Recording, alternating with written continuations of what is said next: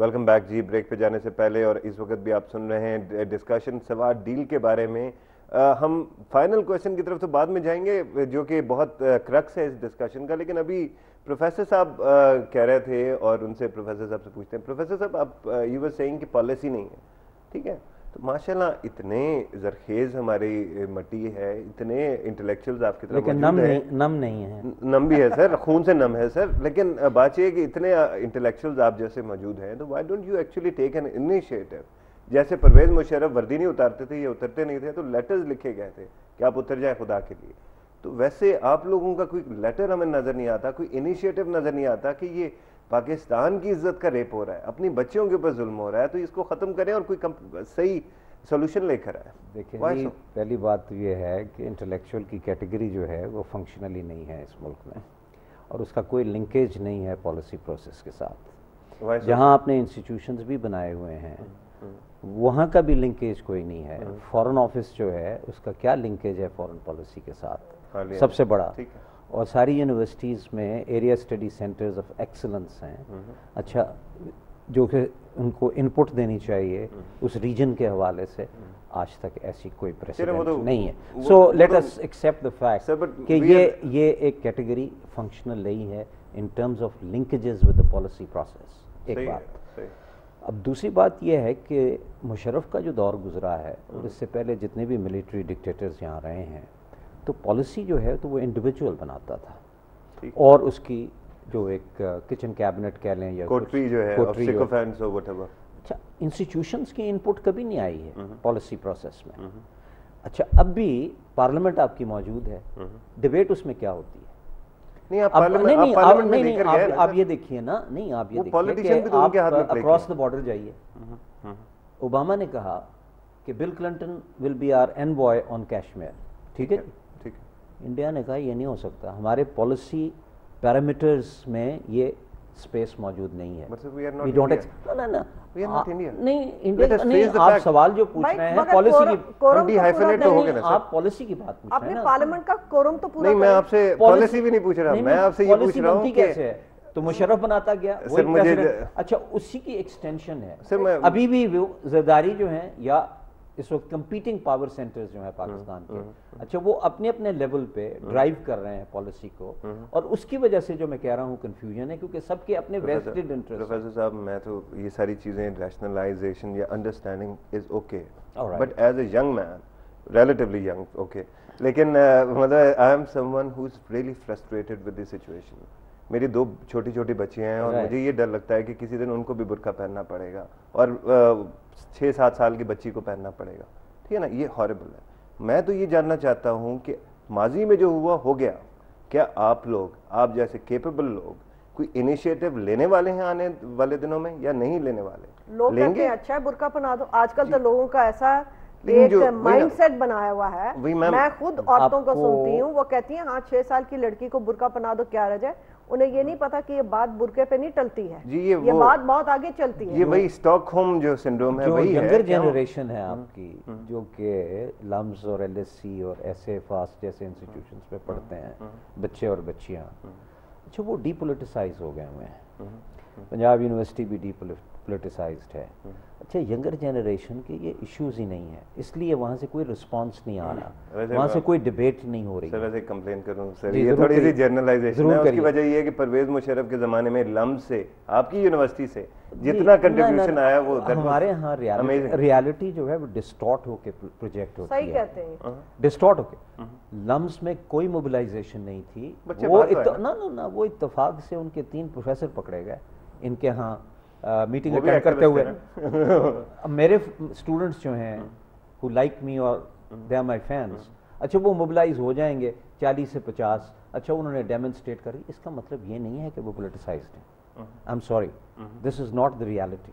And therefore we have to come to terms کہ نہیں sensitise کوئی نہیں ہوئے. اور دوسری بات یہ ہے کہ یہ پرائیویٹ سیکٹر یونیورسٹیز ہیں, یہاں میں اپنے اسٹوڈنٹس کو کلائنٹس کہتا ہوں, آپ نے ان کو مانیٹائز کر دیا ٹو ڈی پولیٹیسائز دیم. اچھا راشد, اب یہ بات بالکل ہوگی, ایسے ہی ہوگا.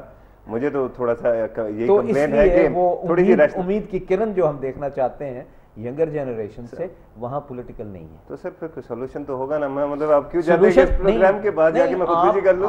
आप सोल्यूशन ढूंढ रहे हैं वहाँ जहाँ के प्रोटेस्ट के तौर पे आप कोई चीज सॉल्व करते हैं मोबिलाइजेशन से, लेकिन स्ट्रक्चरल स्टेबिलिटी है, अच्छा वो इंस्टीट्यूशन से आती है। लेकिन पहली कंप्लेन मेरी ये थी कि आपकी तरफ से इनिशिएटिव नहीं आया आ जाए, दूसरी कंप्लेन आपने खुद ही अपने खिलाफ कर दी कि जी जो स्टूडेंट्स हैं उनको भी आप लोग डीपोलिटिसाइज कर रहे हैं। तो आप मैं नहीं कर रहा, वो पॉलिसीज हैं जिसने depoliticise but you can still fight it. अगर मैं सर राशिद साहब प्लीज ऐड करें, तबसरा कर सकूं और फिर मैं एक और तरफ जाना चाहता हूं जी, जो ओरिजिनल साइड है हमारी। देखिए लम्स से बच्चे निकले, 40 निकले, 50 निकले, जो जिंदगी तो है, कम निकले, सारी स्टूडेंट बॉडी नहीं निकली लेकिन कुछ निकले। क्यों निकले? क्या कोई सियासी शऊर, कोई समझा सोचा फ्रेमवर्क था उनके जहन में? मेरा नहीं ख्याल। मैं खुद लम्स गया हूँ, मैं उन बच्चों से मिला हूँ, मैंने इंटरेक्ट किया है, बीकन हाउस के बच्चों से इंटरेक्ट किया है, और जगह यूनिवर्सिटीज़, पंजाब यूनिवर्सिटी तक में इंटरेक्ट किया है बच्चों से। मैंने क्या पाया?